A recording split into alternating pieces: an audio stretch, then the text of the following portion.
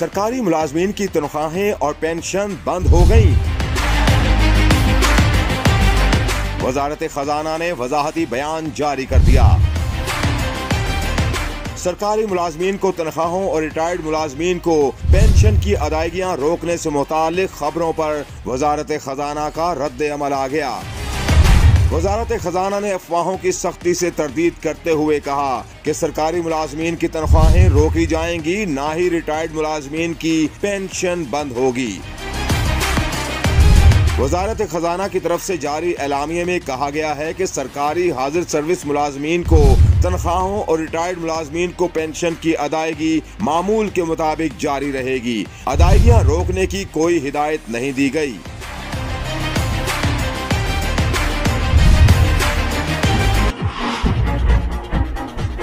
मरियम अदलिया पर हमले नहीं कर रही बल्कि खौफ से रो रही हैं। नया सर्वे, इमरान खान की मकबूलियत में मजीद कितना इजाफा हो गया? हारून रशीद ने होशरुबा इंकशाफात कर दिए।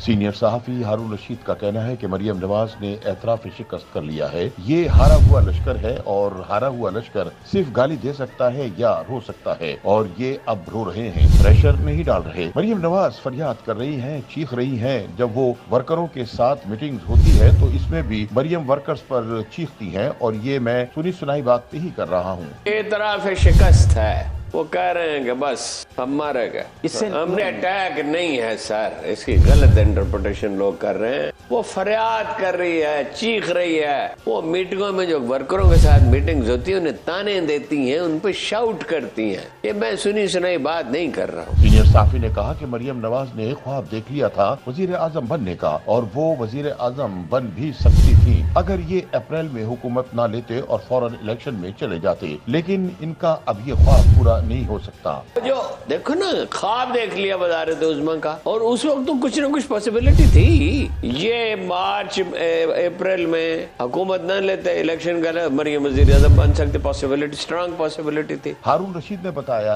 कि जो अब सर्वे हुआ है इसके मुताबिक बिलावल की रैंकिंग 2%, आसिफ जरदारी की 1%, शहबाज शरीफ की 0%, नवाज शरीफ की 18% और इमरान खान की 50% आई है। इस सर्वे के बाद PDM का रोना तो बनता है।